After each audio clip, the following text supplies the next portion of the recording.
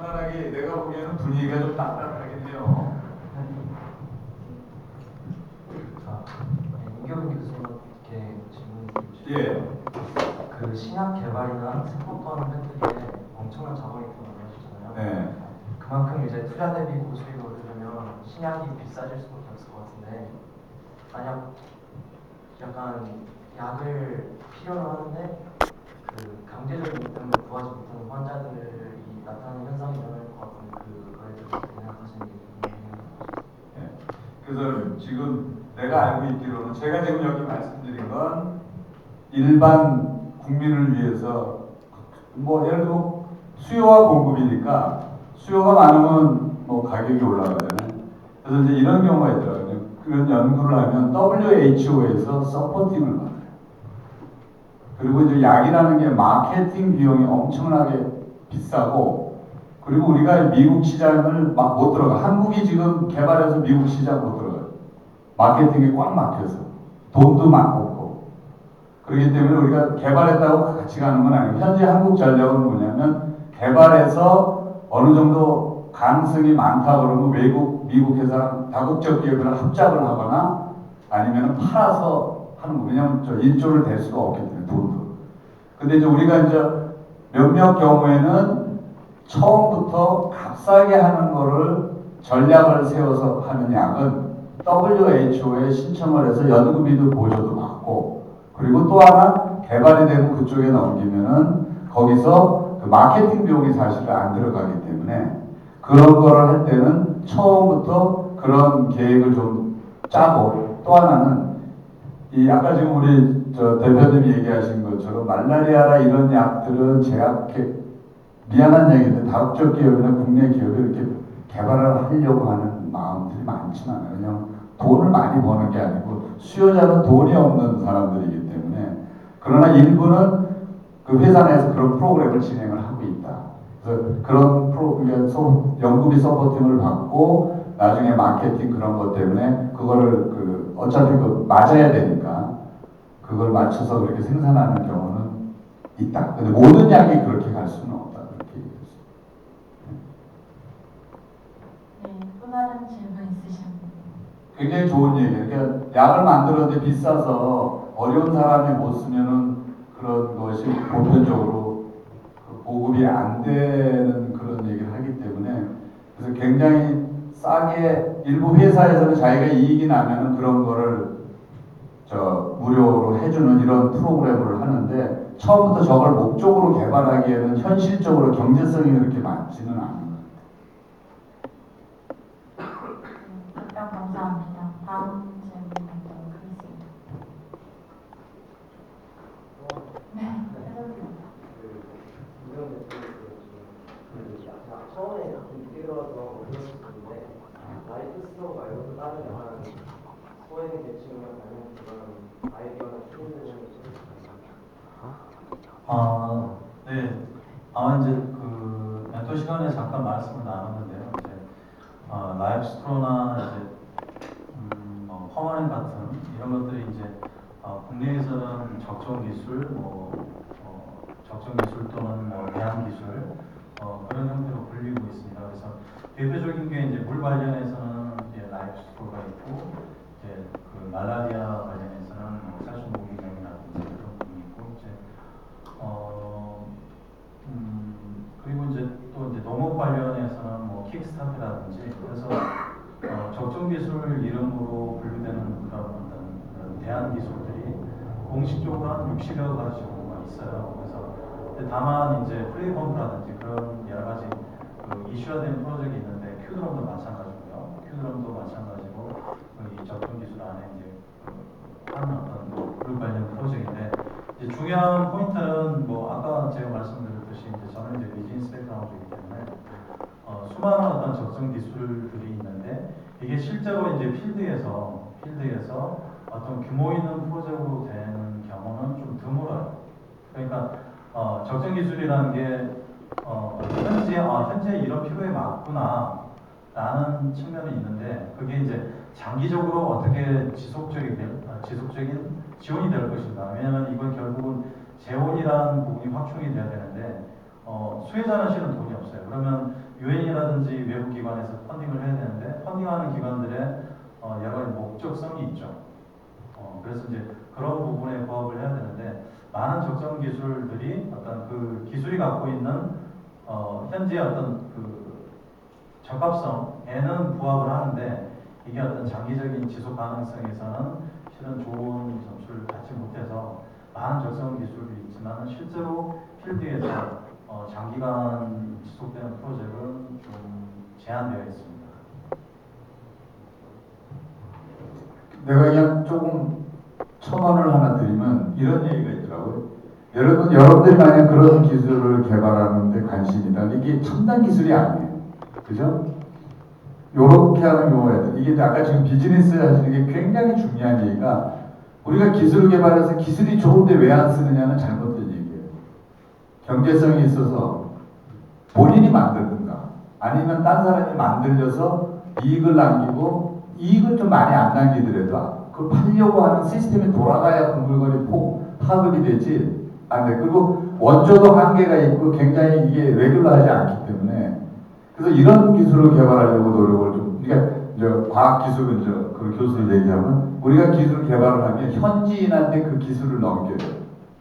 그 현지인이 그 기술 가지고 비즈니스를 할 수 있게. 그죠? 근데 그 기술이 현재는 없지만 우리가 보기에는 그렇게 큰 기술이 아니에요. 첨단은 아니지만 아주 간단하게 예를 들면 무슨 그 열매를 말려서 팔면 값이 올라가는 동네가 있는데 우리가 열매를 쉽게 말리는 기계를 제안을 해주는 거예요. 거기에 그 지역에서 나오는 연료 에너지를 이용해서 하는 거를 기계를 만들어서 이 친구가 갖다가 만들어서 사람들한테 파는 거예요. 그러면 사는 사람은 그거 갖다가 열매를 말려서 본인이 어떤 득을 얻을 수 있으니까 사가고 이 사람은 중간에서 만들어서 팔고 그 기술은 그쪽에서는 생각 못하는 기술이라는 거죠. 근데 이게 첨단이 아니면서 그래서 우리가 내가 지금 말씀드리고 싶은 건 과학기술을 하되 비즈니스 마인드를 가지고 남을 도와주는 이런 적정 기술도 비즈니스 마인드가 반드시 들어가야 된다. 저는 과학기술을 하지만 그런 마인드를 분명히 갖고 가야 뭔가를 한다 이거죠. 남을 도와주든 국가에 부를 쌓는데 도움을 주든 아니면 개인적으로 돈을 벌든 그 개념은 항상 염두에 두고 그런 그 일을 좀 하면 훨씬 그 성공할 확률이 높을 거다. 방법도 좀 생각하시고. 그래서 제가 생각하기에는 여러분들이 자연계인지 아닌지 모르지만 항상 이 비즈니스 하는 사람들하고의 교류를 어렸을 때부터 해라. 저는 그거를 많이 지금 대학교 교수님들이나 이런 분들은 이공계는 이 비즈니스는 모르고 연구만 하시는 연구는 세계 최정상이에요. 근데 이게 비즈니스 마인드 이런 게 돼야 이게 확산이 되는데 그런 게 없는 경우가 아쉬움이 많아서 하여간 여러분들도 젊었을 때지만 하여간 이런 쪽에 마인드를 같이 이렇게 커넥션을 가지면서 삶을 키워나가면 훨씬 확률이 높을 거다. 그런 생각을 저는 항상 요즘에 많이 갖고 있습니다. 열정적인 답변 감사합니다. 질문 있습니다. 저희 마지막 그게 퍼스널라이즈 메디슨 네. Personalized medicine. 대해서 얘기하셨잖아요. 근데 그거를 제가 이번에 공부해봤는데 문제점도 많고 일단 비싼 거는 둘째치고 일단 인종에 따라서 뭐 특별한 유전자가 많이 발생할 수도 있으니까 일단 보험사 쪽에서 약간 문제가 있을 수도 있잖아요. 도덕성 뭐 이런 걸 안 받아줄 수도 있고 하니까 그런 거에 대해서 어떻게 생각하시고 해결할 수 있는 방법이 있다면 어떻게 생각하세요? 지금 이 문제가 왜 나왔냐면요. 우리가 보통 항암제 있죠. 그럼 항암제가 잘 듣는다. 예를 들면 유방암이다. 그러면 유방암 환자의 항암제 개발하면 쓸 거 아니에요. 그러면 잘 듣는 약이 유방암 환자라고 밝혀진 사람한테 100명한테 쓰면 몇 명한테 효과가 있을까요? 한 그래도 8, 90%는 효과가 있어야 되는 거 아니에요? 그죠? 뭐 왜요? 잘해야 20%는 굉장히 좋은 얘기예요. 그러니까 이게 같은 약을 했는데도 사람에 따라 듣는 약이 있고 안 듣는 약이 있어요. 의사가 하는 경험된 의사가 중요한 게 뭐냐면 항암제가 의방암이 그러면 그러니까 10가지가 있어요. 자, 그럼 이 사람한테 이 중에서 어느 걸 처방해야 되는가를 선택하는 게 의사예요. 그죠? 그럼 여러 가지 기초 실험을 테스트하고 나서 그 사람은 1번부터 10번 중에 2, 3 트라이가 해는 2달 했더니 효과가 없어. 아, 그래요? 이게 없으면 그럼 3, 5다. 없어. 근데 약간 있어. 이건 없고 이게 없으면 그러면 이 사람은 6, 7이네. 이렇게 가거든요. 그래서 어느 약이든지 한 방에 8, 90% 듣는 약은 이 세상에 없다라고 생각하시면 돼요. 감기약 빼고는. 감기약은 다 조금씩 잘 듣죠. 그래서 이런 질병을 맞추기 위해서 그러다 보니까 안 듣는 약을 100명 중에 20% 만들면 80%는 약을 허비하는 거 아니에요.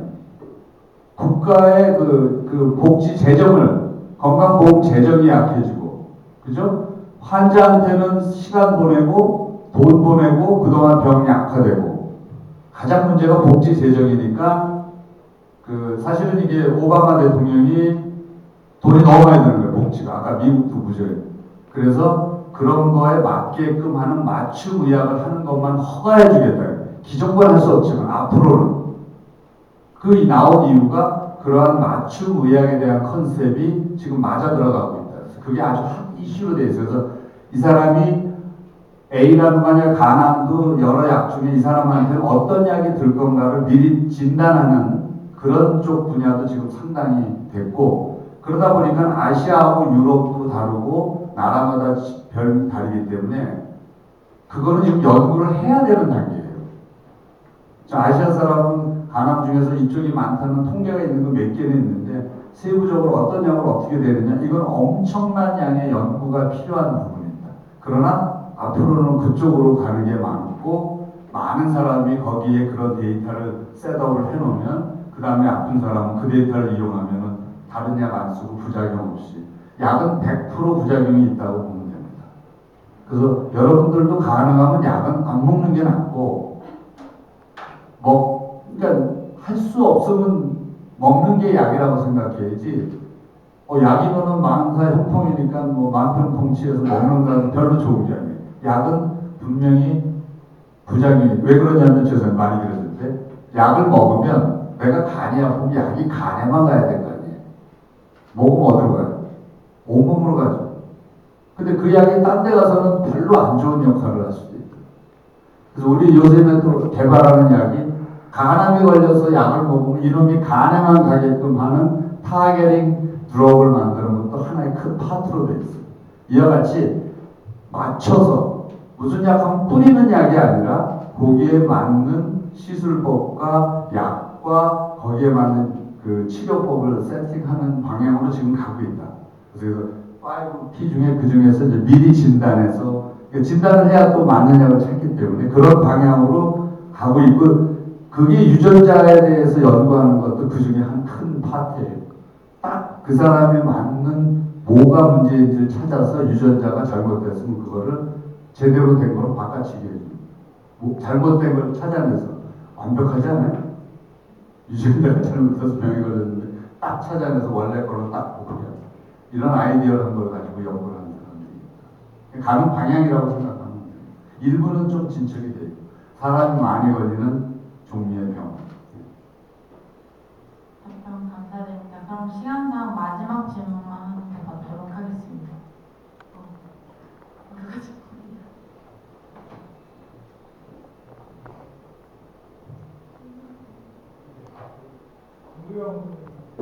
네. 기본적인 건데요.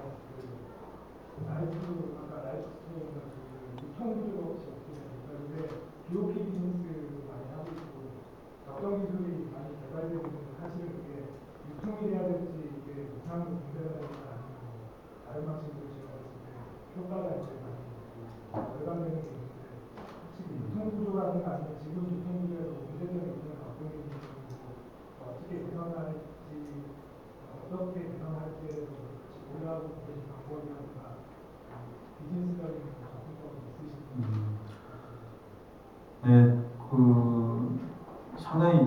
민감한 질문을 주신 것 같아요. 이제 왜 민감하냐면은 개발 협력에서 가장 큰 이슈 중에 하나가 드러내고 고민하지 못하는 숙제 중에 하나가 무상원조의 맹점.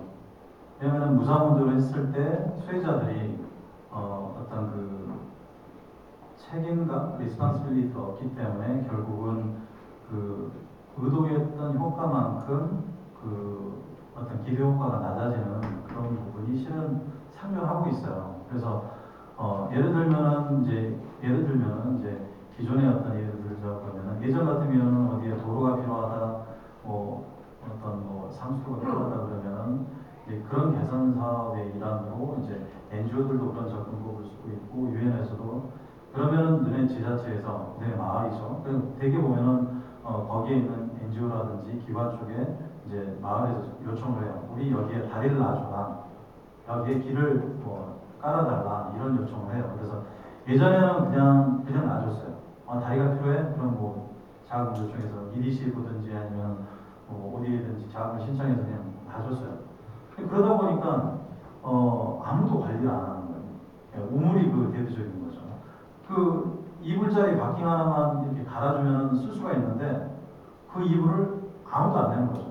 물론 이제 이불이라는 달러 자체가 우리한테 작은 돈이지만 그 사람들 큰 돈이니까 그러기도 하지만 이게 관리의 어떤 책임감을 아무도 못 느끼는 거죠. 그래서 이제 그 대안으로 나온 게 그래 그러면은 이 마을을 이 다리를 만드는데 US달러 1,000불이 필요하니까 너네가 500불 이상 가져와라. 그러면 놔주겠다.